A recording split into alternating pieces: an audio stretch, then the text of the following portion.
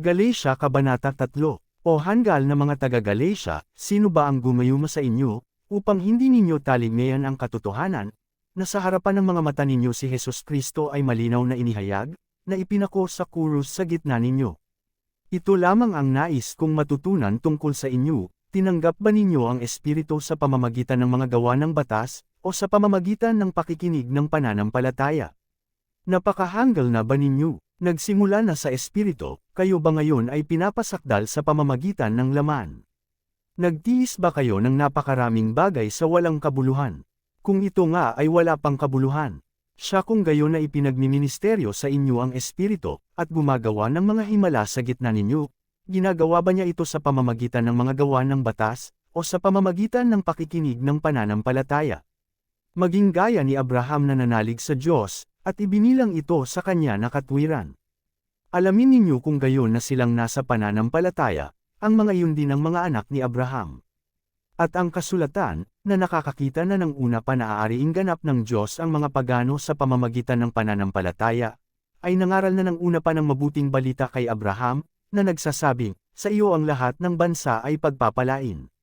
Sa gayon nga silang nasa pananampalataya ay pinagpapalang kasama ng matapat na si Abraham. Pagkat ang maraming nasa mga gawa ng batas ay nasa ilalim ng sumpa, pagkat nasusulat ito, sinusumpa ang bawat isang hindi nagpapatuloy sa lahat ng bagay na nasusulat sa aklat ng batas para gawin ang mga ito. Ngunit walang taong inaaring ganap sa pamamagitan ng batas sa paningin ng Diyos. Ito ay malinaw, pagkat ang ganap ay mabubuhay sa pamamagitan ng pananampalataya. At ang batas ay hindi sa pananampalataya, kundi, ang taong gumagawa ng mga ito ay mabubuhay sa mga ito. Tinubos na tayo ni Kristo mula sa sumpa ng batas, na ginawang isang sumpa sa ganang atin, pagkat nasusulat ito, sinusumpa ang bawat isang ibinibitin sa ibabaw ng isang punong kahoy. Upang ang pagpapala ni Abraham ay dumating sa mga hentil sa pamamagitan ni Hesus Kristo, upang matanggap natin ang pangako ng Espiritu sa pamamagitan ng pananampalataya. Mga kapatid, nagsasalita ako alinsunod sa pamamaraan ng mga tao, kahit na isang kasunduan lamang ito ng tao, gayunman kung ito ay napagtibay, ay walang taong nakakapagpawalang bisa, o nagdaragdag doon. Ngayon patungo kay Abraham at sa binhi niya ay ginawa ang mga pangako. Hindi niya sinasabing, at patungo sa mga binhi, na gaya ng sa marami, kundi gaya ng sa iisa, at patungo sa binhi mo, na ito ay si Kristo.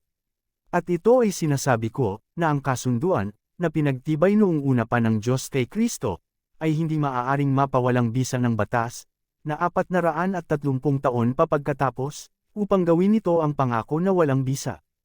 Pagkat kung ang pamana ay sa pamamagitan ng batas, ay hindi na ito sa pamamagitan ng pangako, ngunit ibinigay ito ng Diyos kay Abraham sa pamamagitan ng pangako. Bakit nga ba may batas pa? Idinagdag ito dahil sa mga paglabag, hanggang sa dumating ang binhi kung kanino ginawa ang pangako, at ito ay ipinag-utos sa pamamagitan ng mga anghel sa kamay ng isang tagapamagitan. Ngayon ang isang tagapamagitan ay hindi isang tagapamagitan ng iisa, ngunit ang Diyos ay iisa. Ang batas nga ba ay laban sa mga pangako ng Diyos? Ipagbawal nawa ng Diyos, pagkat kung nagkaroon sana ng isang batas na ibinigay na makakapagbigay ng buhay, sa katotohanan ang katwiran ay magiging sa pamamagitan ng batas.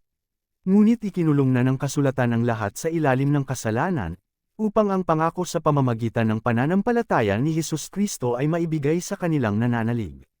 Ngunit bago dumating ang pananampalataya, ay iningatan tayo sa ilalim ng batas, na kinulong hanggang sa pananampalatayang mabubunyag pagkatapos, kaya nga ang batas ang naging tagasupil natin para dalhin tayong patungo kay Kristo, upang maaring ganap tayo sa pamamagitan ng pananampalataya, ngunit pagkatapos na dumating ng pananampalataya, ay wala na tayo sa ilalim ng isang tagasupil, pagkat kayong lahat ay mga anak ng Diyos sa pamamagitan ng pananampalataya kay Kristo Jesus, pagkat ang marami sa inyong bininyagan na patungo kay Kristo ay isinuot na si Kristo, walang Judeo ni Griego, walang alipin ni Malaya, walang lalaki ni babae, pagkat kayong lahat ay iisa kay Kristo Jesus, at kung kayo ay kay Kristo, ay binhi nga kayo ni Abraham, at mga tagapagmana ayon sa pangako.